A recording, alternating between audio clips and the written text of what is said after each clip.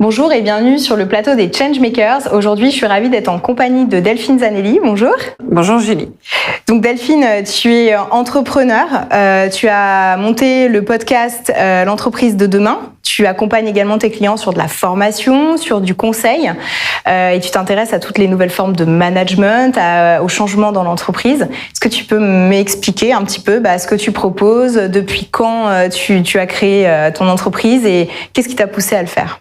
Alors, l'entreprise de demain, c'est un podcast d'abord, le podcast que j'appelle des bâtisseurs et des bâtisseuses du futur du travail.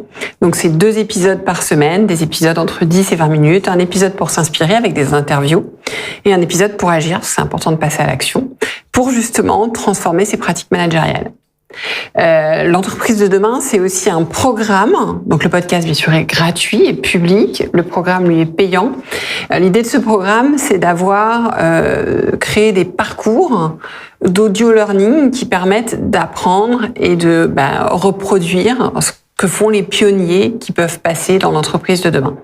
Donc, ça intéresse à la fois, ça répond à la fois aux besoins des auditeurs qui avaient envie de passer vraiment un peu plus encore à l'action, qui avaient aussi envie de se retrouver au sein de communautés de pairs avec les mêmes envies, les mêmes intentions, les mêmes convictions. J'aime bien dire que c'est une communauté d'envie, mais pas de pensée, parce que dans l'entreprise de demain, on peut penser plein de choses différentes, mais on a la même envie de construire une entreprise beaucoup plus impactante au niveau social. Au niveau social, bien sûr, mais aussi au niveau de la société dans son ensemble et bien sûr de l'environnement. Et puis ça répond aussi aux besoins des entreprises d'accélérer la transformation de leur pratique managériale, puisque c'est un besoin numéro 1, et encore la dernière étude de Gartner le rappelait sur les priorités 2023 des DRH, c'est la priorité numéro 1, faire évoluer les modes de leadership. Et accélérer, ça veut dire pouvoir permettre à nos 10% des managers, qui sont un peu plus en avance, qui ont un peu plus d'appétit, ou de nos talents, d'apprendre des choses en plus, un peu plus vite, et de pouvoir emmener les autres dans leur sillon. Et puis l'entreprise de demain, la 3e chose, c'est que c'est des conférences et des ateliers en entreprise pour pouvoir justement s'inspirer et agir. Voilà. Mais qu'est-ce qui t'a donné envie finalement de créer une entreprise sur ce sujet ? Tu t'es rendu compte que le monde du travail évoluait peut-être pas assez vite, ou tu as eu envie de mettre en lumière finalement les talents qui faisaient bouger les choses ? Quel a été ton déclencheur ? Alors un peu tout ce que tu dis, mais l'origine, j'ai choisi mon métier quand j'avais 17 ans, j'en ai 50, ça fait quelques années. Je faisais des stages d'entreprise, des petits boulots, et je m'apercevais que il y avait quelque chose à faire pour que la stratégie, la direction et les collaborateurs se comprennent mieux. Il y avait un truc à accélérer. J'aimais bien l'entreprise, j'aimais bien l'humain, et il y avait un truc à accélérer, mais j'étais déjà dans une entreprise qui était déjà un peu humaniste. Du coup, j'ai fait ce choix de travail, ça m'a amené à rencontrer beaucoup de personnes qui étaient dans ce courant de pensée. Donc, quelque part, le leader de demain, de l'entreprise de demain, je le rencontre depuis de nombreuses années. Et à un moment donné, j'ai envie de créer ce podcast parce que j'ai eu envie de leur donner plus de voix. Tu vois, comme tu disais, de donner une part de voix, de la visibilité à ces personnes. Aussi parce que je ne crois pas au modèle, je crois au rôle modèle. C'est-à-dire que je pense pas qu'il y a un modèle. Encore une fois, je parlais de diversité de pensée, d'idées, mais par contre, qu'on a besoin de rôle modèle pour penser que c'est possible, pour y aller, pour avoir confiance, etc. Et c'est ce qui m'a fait un peu créer ce podcast, et de ce podcast, continuer à créer des choses pour répondre aux besoins que j'ai vus émerger chez mes auditeurs et mes auditrices. Et alors du coup, tu l'as dit tout à l'heure, mais tu es au cœur des tendances, puisque finalement tu interviews plein de gens qui transforment, qui créent, qui innovent sur le sujet. Quelles sont en ce moment les tendances que tu notes ? Comment tu vois l'entreprise évoluer ? Alors, c'est vrai que post-Covid, on voit une transformation de la relation au travail. Je suis beaucoup plus optimiste que ce qu'on lit dans les journaux. Je vais faire d'ailleurs toute une série d'épisodes.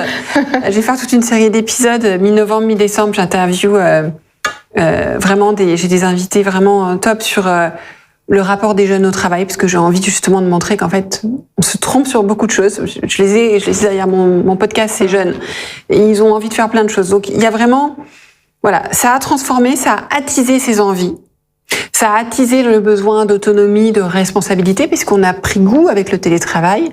Ça a attisé le besoin de prendre plus de place dans son travail, d'être plus acteur, on parle de sens, mais on a toujours eu envie de se sentir utile. Mais là, on en parle. Donc, tout ça a pris de l'ampleur. Peut-être pas sur le fond, mais sans doute sur la forme, sur le fait qu'on l'exprime beaucoup plus, qu'on ose l'exprimer, qu'on en prend conscience, qu'on le verbalise. C'est porté par les jeunes générations, mais c'est intergénérationnel. Donc ça, c'est un constat qui est clair. Il y avait déjà, et il y a toujours un appétit pour les organisations ouvertes, pour les organisations, les entreprises étendues, beaucoup plus horizontales. L'arrivée des réseaux nous a fait aller vers plus d'horizontalité dans nos rapports. Ça s'est accéléré avec le Covid. C'est vrai que l'email, déjà, quand je commençais à travailler, ça commençait l'email, donc c'est vieux, ça permettait d'accéder directement aux dirigeants tout d'un coup. Mais avec le Covid, il y a eu un total accélérateur puisque ça s'est passé via Teams et beaucoup de DRH m'ont dit les gens se sont totalement... on fait sauter les barrières. Donc ça veut dire qu'on a ce besoin. Donc l'entreprise, il y a une tendance forte, il y a plein de modes de gouvernance différents, j'en prône pas un, mais il y a une tendance sur des gouvernances beaucoup plus partagées, ouvertes. Et encore une fois, on n'attend pas de tout le monde qu'il soit une entreprise libérée. Il y a besoin de managers. C'est pas le sujet. Le sujet, c'est de trouver ce qui nous correspond par rapport à qui on est en tant qu'entreprise dans ce mouvement-là. Donc, ouverte, qui rend les gens responsables, qui rend les gens autonomes, ça, c'est la tendance. Et c'est pas, j'ai envie de dire, c'est pas une tendance, c'est un indispensable, en fait. C'est un indispensable aussi pour des questions de business. Et moi, j'aime bien dire que l'entreprise, elle se développe elle se développe avec ses équipes, mais aussi pour des raisons de business. C'est une association. C'est indispensable pour des raisons de business puisque le monde est complexe, que la réponse est pas simple et que la réponse, on la trouve dans l'intelligence collective. Et que pour avoir de l'intelligence collective, il faut rendre les gens autonomes et responsables et leur faire confiance.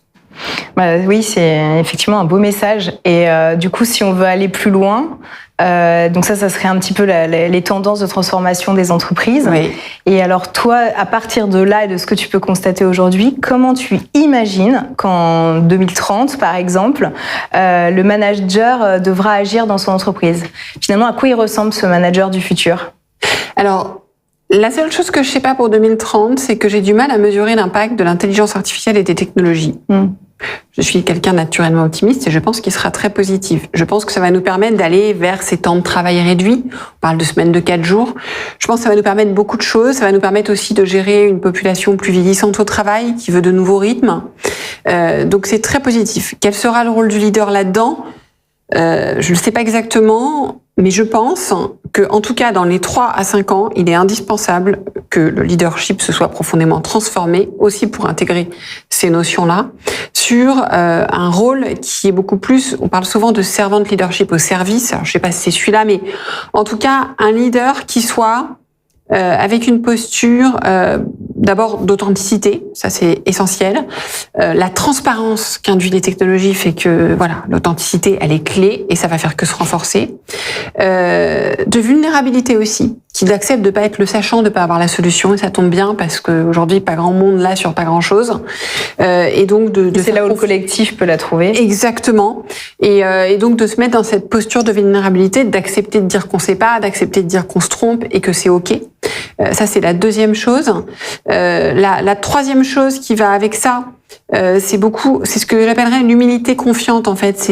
C'est à la fois c'est d'avoir confiance en soi bien sûr. C'est important, mais avec une grande humilité et d'accepter aussi le syndrome de l'imposteur, le manque de confiance, parce que c'est des choses qui nous maintiennent dans le doute et le doute il est nécessaire et il est extrêmement important aujourd'hui pour piloter des équipes et pour naviguer dans le monde dans lequel on est.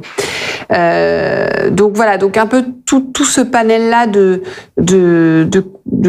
compétences, je dirais plutôt des soft skills à développer en termes de leadership, avec bien sûr toujours quand même une vision. Ça c'est important. On suit des gens et chacun est leader et c'est important d'avoir des convictions, de se faire des convictions et d'avancer en étant capable de changer d'avis. Ça, je pense que toi, Julie, qui est entrepreneuse, tu sais que c'est un point important, c'est qu'il faut avancer avec conviction, mais il faut savoir changer d'avis. Et ça, c'est important.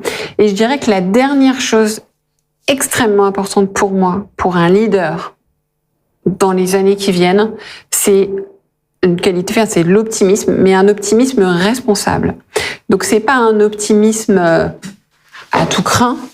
C'est un optimisme pragmatique, mais qui est fondamental, puisque l'horizon n'est pas très clair, il y a beaucoup d'incertitudes. Et il y a beaucoup de choses négatives aussi autour. Négatives qui se passent autour.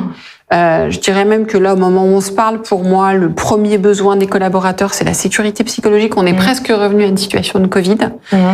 Tout en étant, alors ils sont sur le bas de la pyramide de Maslow, puis en même temps, ils sont sur le haut parce qu'ils ont un besoin d'épanouissement. Donc le manager doit gérer ces deux, si vous connaissez la pyramide, c'est vraiment les deux pôles. Donc voilà, donc on a besoin aussi de cet optimisme.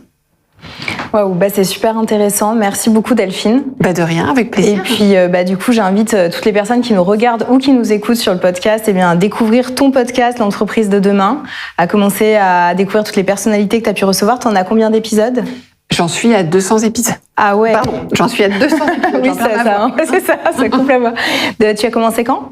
En 2018. Ah oui, donc... Alors au début, j'en faisais pas beaucoup. J'ai accéléré beaucoup depuis 2 ans. Ok. Et là maintenant, j'en ai 2 par semaine, donc oui, ça en fait pas mal.